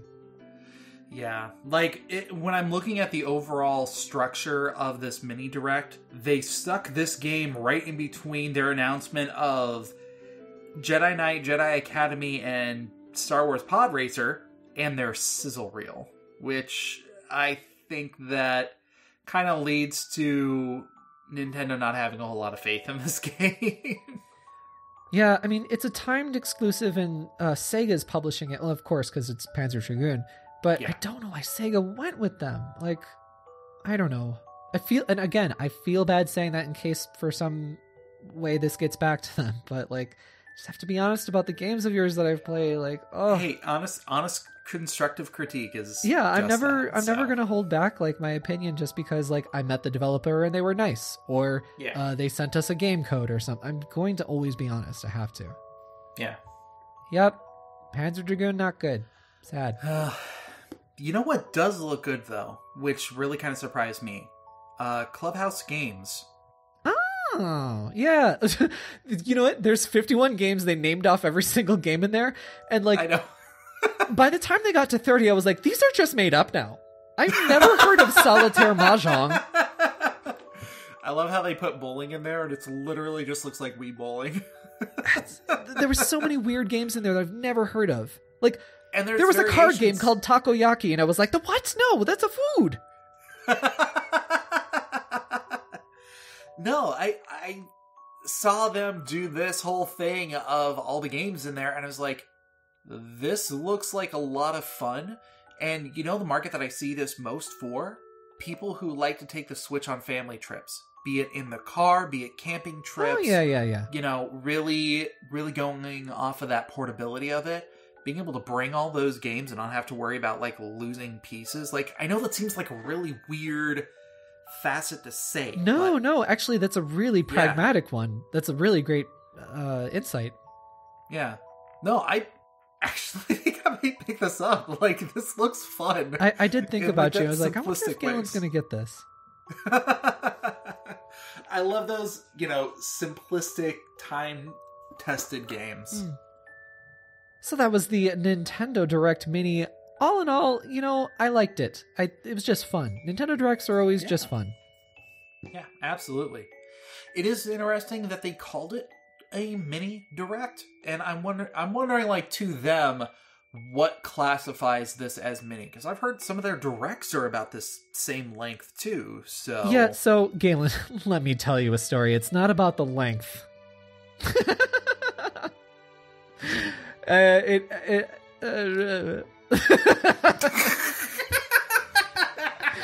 I think, like, sort of as you mentioned before, it had to deal with, like, okay, these are updates on games that we've already heard about, mostly. And a couple of that would make smaller sense. games thrown in. So, like, the Shin Sekai game, that's not a huge game or anything like that. The Borderlands stuff, the 2K stuff, was something I could see in a regular direct just because those are big names. But then, an update on Pokemon, a release date for Xenoblade, like, just lots of stuff that were, mid-tier stuff. And I'm totally cool with that. I hope there is a genuine, full-fat direct happening next month just so everybody will shut up. You know what I mean? Yeah. But also because, like, Nintendo does need to be like, yo, this is our year to seize it because Sony and Microsoft are both fairly quiet on what they got to offer because they're going to go really big next year when their new consoles are out, unless, the world is affected by this, which is a very serious possibility. So, in all honesty, with the state of the world, and not only just with like the things that are happening in the news, but also with what the other companies are doing, I honestly don't think we're going to see another Direct until probably around June. And specifically because of their comment during the talk of the new Smash Bros. Character, and like, hey, the character's coming out in June, and we'll have more details on it at that point. Yeah, I feel like they're going to bundle that all together. But I mean, I don't know. Like, I try and look at trends, right? But again, Nintendo constantly goes against their own trends that they seem to set. But last year they had several Directs happening in the spring-summer time frame leading up to E3. Like, just before E3, there was like 2 Directs. There was a Pokemon one, then there was a Mario Maker one. Yeah, and I'm hoping you're right, but I'm also trying to think of like, okay, this was their time to really kind of showcase some of the newer games to get excited for this summer. Yeah. And the biggest surprise, they ended the entire thing talking about a DLC for a game that we already knew about. Yeah. But I mean, that's exactly why I know that they have aces up their sleeve. There's lots of things that are so up in the air for this year that we know so very little about this year. There's no way that they don't have something to show. You know what I mean? It's weird that they're not announcing certain things, but I mean, of course they must have a reason, but I don't know. I also would have thought that this would be a great time to talk about Wonderful 101. Yeah, I don't know. Like, that's a multi-platform game right now, so I don't know.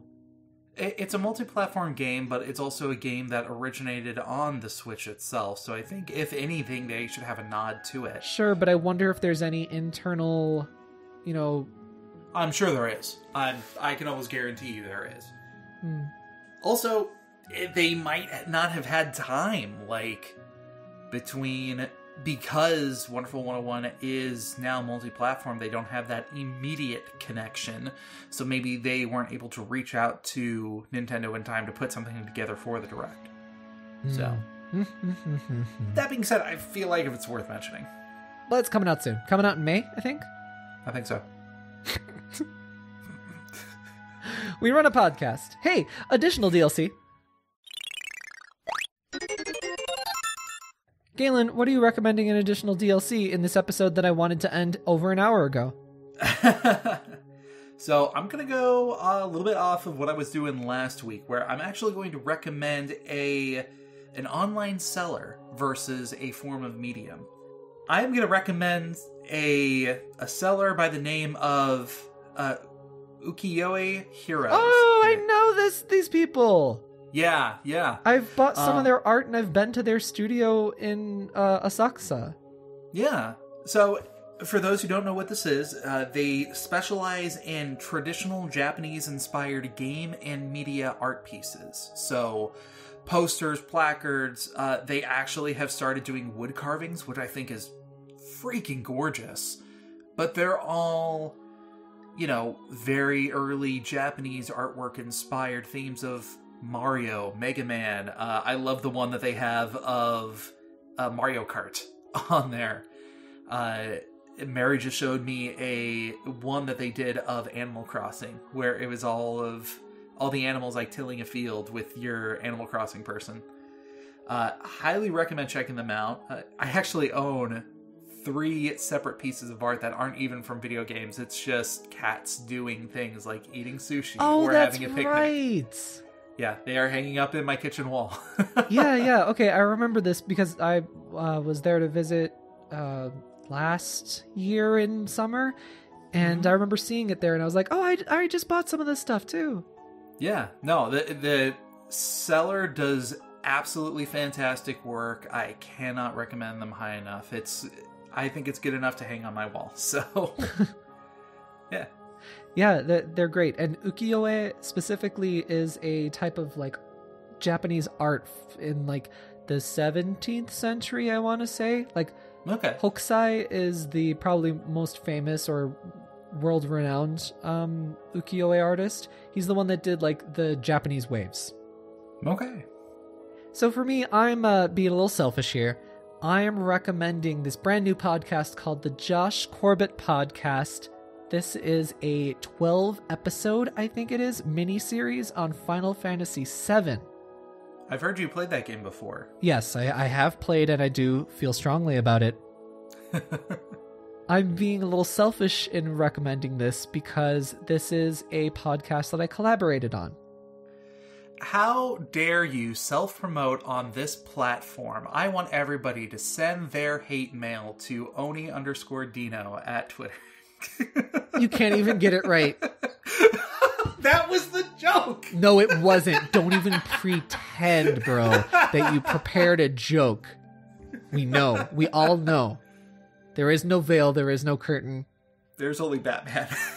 What? Sit down, okay?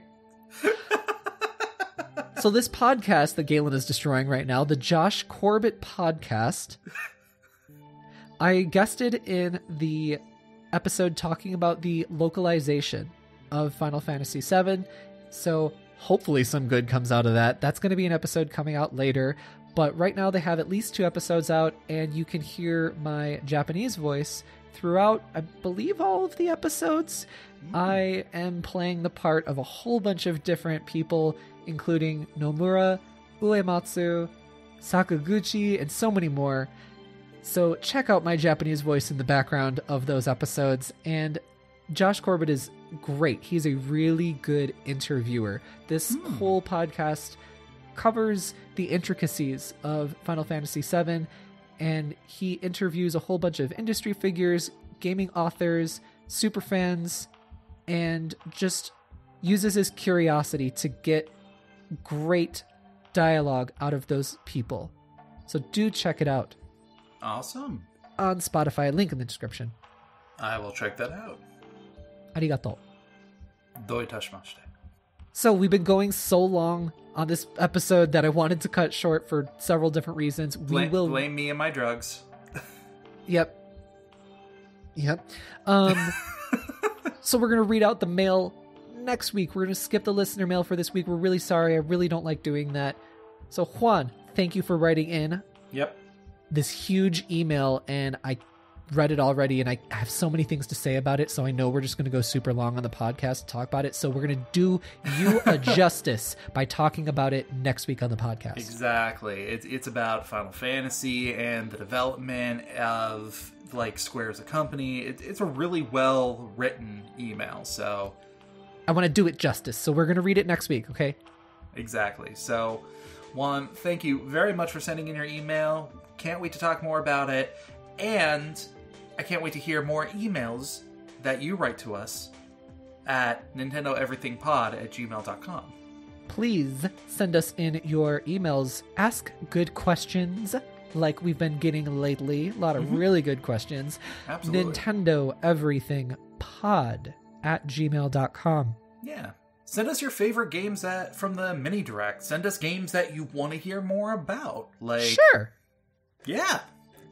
Topics. We have them. They're not hot. Because that's trademarked. It's late. Stop talking. Always. Never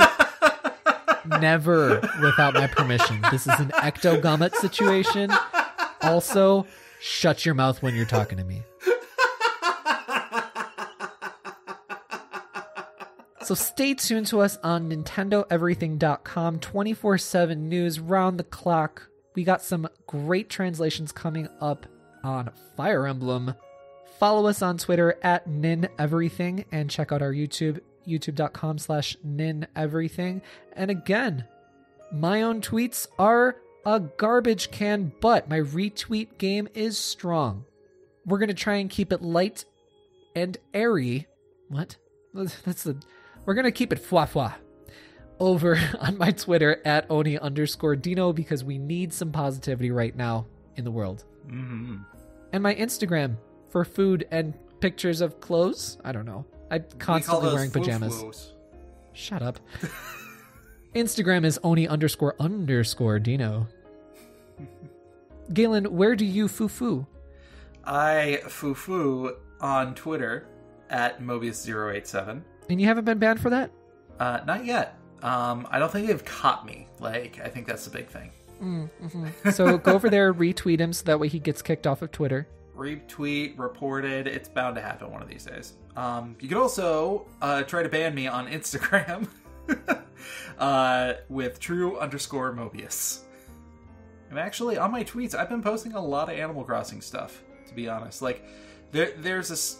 It encourages you to take screenshots. Like, it's one of the things that you can actually do on your phone, and when you do it, your system takes it, like you were to push the capture button. So that sounds nice.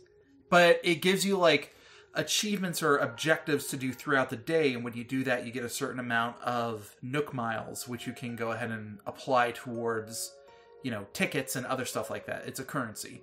So I have all of these different pictures on my phone, and they range everyone from my character looking up into the night sky to putting on this grainy horror film filter and hiding behind a tree with an axe. So... Well, I can't wait to look at all of that. I will show you. On your socials. Yeah. Assuming I'm not banned. Galen, if you could be one animal in an Animal Crossing, which would you be? I would be a giraffe. No, a hippo. No, you already said giraffe. That's it. Aww. You've committed. My character wouldn't be able to fit in any of the houses. Yep. See, what a terrible choice. See, you've never thought anything through. Nope, never once in my life.